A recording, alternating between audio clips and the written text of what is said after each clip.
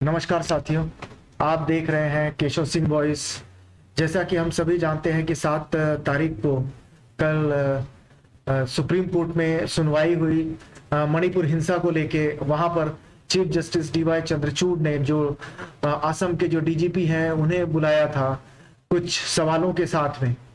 उन्होंने एक administrative setup किया है मणिपुर के लिए, मणिपुर की जनता के लिए, मणिपुर राज्य के लिए, जिसे कि हम सब जानते हैं कि उन्होंने जो टिप्पणी की थी, जो कड़ी टिप्पणी की थी कि मणिपुर में कोई सरकार है ही नहीं, सरकार नाम की कोई चीज वहां पर है नहीं, सरकार तो पूरी तरह से नदारद थी। आज भी मणिपुर में हिंसा हो रही है। आज 8 अगस्त है जब मैं ये वीडियो शूट कर रहा हूं, तो आज भी मणिपुर में हिंसा उसी तरह से हो रही है।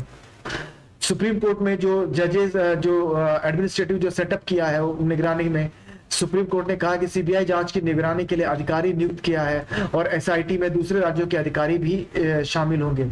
उन्होंने कुछ इस तरह की व्यवस्था की है कि 3 भूतपूर्व उच्च न्यायालय के न्यायाधीश हैं, तीनों महिलाएं हैं, न्यायाधीश हैं।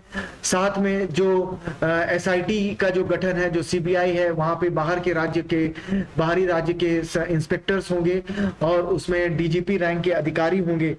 और जो सेटअप है उसके तहत जो है कि सारे जो डीजीपी है वो महाराष्ट्र के जो भूतपूर्व डीजीपी जो रह चुके हैं, मिस्टर दत्तात्रेय परसालकर, ये जो महाराष्ट्र के भूतपूर्व डीजीपी है, जो बड़े ही ऑनेस्ट और बहुत ही ईमानदार छवि के माने जाते थे और माने जाते हैं। ये सरकार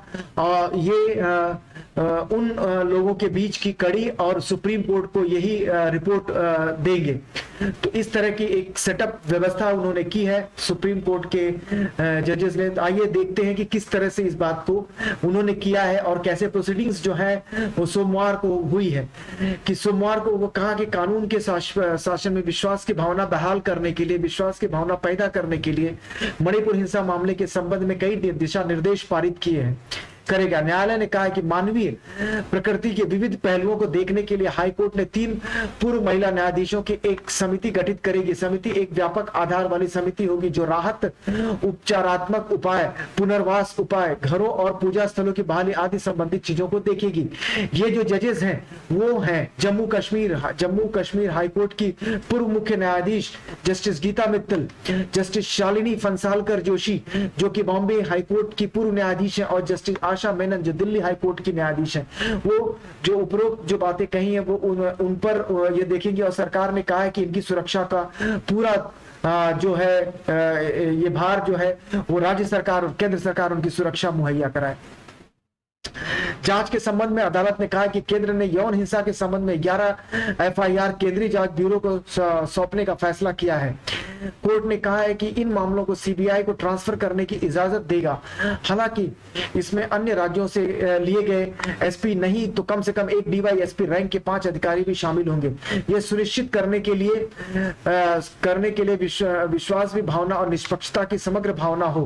कोर्ट ने स्पष्ट किया है कि ये अधिकारी सीबीआई के प्रशासनिक ढांचे के भीतर काम करेंगे। कोर्ट ने कहा है कि जो सीबीआई जो कामकाज करेगी उसमें 5 अधिकारी होंगे, जिसमें डीवाईएसपी रैंक का जो एक बाहर राज्य का होगा अधिकारी शामिल होगा। जो अपने प्रशासनिक ढांचे में कोई फेरबदल नहीं होगा, वो उसी हिसाब से वैसे ही कार्य प्रणाली करेगी जैसे सीबीआई करती है। लेकिन उसकी रिपोर्टिंग जो होगी वो डीवाईएसपी की होगी। डीवाईएसपी की रिपोर्टिंग होगी वो दत्तात्रेय परसालकर को, कि परसालकर जो है वो सुप्रीम कोर्ट को रिपोर्ट करेंगे।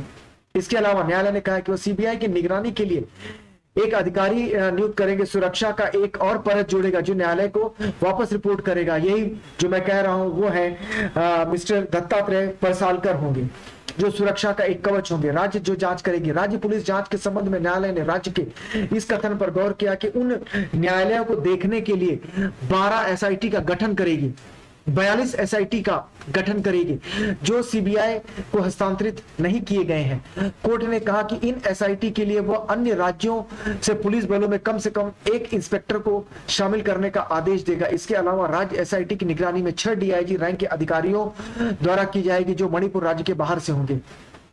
जो 42 एफआईआर है उसके अंदर 6 डीआईजी रैंक के जो अधिकारी, मतलब एक डीआईजी रैंक के अधिकारी के इसमें 7 एफआईआर की वो जांच वो करेंगे, डीआईजी रैंक के अधिकारी करेंगे, जो वहां के पुलिस इंस्पेक्टर और सब इंस्पेक्टर जो बाहर के राज्य से उसमें होंगे, जो काम करेगा, जो एक निष्पक्ष रूप से काम करेगा, जो राज्य सरकार के उस कार्य प्रणाली को बिना हस्तक्षेप किए वो कार्य करेगा। Chief justice of India DY Chandrachud ने प्रस्तावित निर्देशों का खुलासा करने के बाद कहा कि उपरोक्त शर्तों पर एक औपचारिक आदेश दिन के अंत में दे दिया जाएगा, जो दे दिया गया इसी तरह का। डीवाई चंद्रचूड़, जस्टिस जेबी पार्थिवाला और जस्टिस मनोज मिश्रा की पीठ मणिपुर हिंसा से संबंधित याचिकाओं पर सुनवाई कर रही थी और पिछले सप्ताह पारित आदेशों के अनुसार मणिपुर के डीजीपी व्यक्तिगत रूप से अदालत में समक्ष उपस्थित हुए थे। पिछली सुनवाई पर सीजीआई चंद्रचूड़ ने अगुवाई वाली पीठ ने पुलिस जांच को धीमी बताया था और उन्होंने कहा था कि अगर एक पीठ को इसको एफआईआर दर्ज करने में जब इतने दिन लग गए तो मतलब इसमें कितनी गलतियां हुई होंगी, एक भी गिरफ्तारियां भी नहीं हुई, तो जांच किस तरह से हो रही है, किस दिशा में हो रही है, इसका अंदाजा हम सब लगा सकते हैं। जब मामले की सुनवाई हुई तो भारत के अटॉर्नी जनरल वेंकट रमणी ने पीठ के एक नोट सौंपा और पीठ द्वारा मांगे गए विवरण थे। एजी ने कहा सरकार बहुत परिपक्व स्थिति को संभाल रही है। उन्होंने पीठ को सूचित किया कि सुझाव यह है कि हत्या के मामलों की जांच एसपी रैंक के वरिष्ठ स्तर के अधिकारी द्वारा की जाएगी और यौन हिंसा के मामलों की जांच केवल महिला अधिकारियों की टीम द्वारा की जाएगी। इतना सब होने के बाद भी जो अटॉर्नी जनरल है वेंकट रमणी, उन्होंने कहा कि सरकार जो है बहुत ही परिपक्व होकर इसकी जांच कर रही है। बावजूद इसके जो इसमें एक बाहर के राज्य के जो डीआईजी होंगे, डीजीपी स्तर के जो अधिकारी उसमें होंगे, वो सीधे रिपोर्ट करेंगे डीजीपी जो है, जो अलग तरह की जो व्यवस्था बनाई गई है वो रिपोर्ट करेंगे इन्हें। तो कहने का मतलब यह है कि जो भी ढांचा जैसा काम कर रहा है, सर कोर्ट को राज्य सरकार और केंद्र सरकार पर किसी भी तरह का भरोसा नहीं है। उन्हें बिना लताड़ लगाए उन्होंने इस तरह की एक एडमिनिस्ट्रेटिव व्यवस्था की है जो अपने आप में एक, ये अगर होता है तो ये एक मील का पत्थर साबित होगी आने वाले समय में।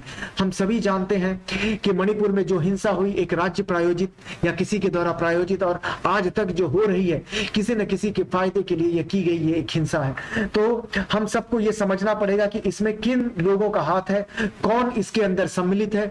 जब तक कि इसकी एक निष्पक्ष जांच और निष्पक्ष कमेटी निष्पक्ष जांच नहीं होगी तब तक ये सभी बातें सामने नहीं आएंगी। तो हम यही उम्मीद करते हैं कि जस्टिस डीवाई चंद्रचूड़ और जो भी एनजीओ जो भी ये सब हैं, जो वकील हैं जो अपनी दलीलें कोर्ट में रख रहे हैं, कोर्ट उनमें संज्ञान लेगी, हाई कोर्ट सुप्रीम कोर्ट उस पर संज्ञान लेगी और उस पर कार्य करेगी और बहुत जल्द हम सभी को यह पता चलेगा कि वहां का दोषी कौन है और वहां की आवाम, वहां की जनता और भारत की जनता जो सभी को एक न्यायिक, एक अच्छी कार्यपालिका कार्य प्रणाली, एक न्यायिक व्यवस्था का वहां पे पालन होगा और दोषियों को सजा मिलेगी। यही हम उम्मीद करते हैं इस व्यवस्था के तहत, क्योंकि केंद्र के द्वारा और राज्य सरकार से हमें किसी भी तरह की उम्मीद नहीं है। जो भी उम्मीद है अब हमें सुप्रीम कोर्ट के द्वारा गठित इस टीम, इस जांच व्यवस्था से है। तो धन्यवाद आप सभी का, जिन लोगों ने इसे देखा, समझा और उम्मीद करता हूं कि इसे समझने की कोशिश भी करें। धन्यवाद आप सब।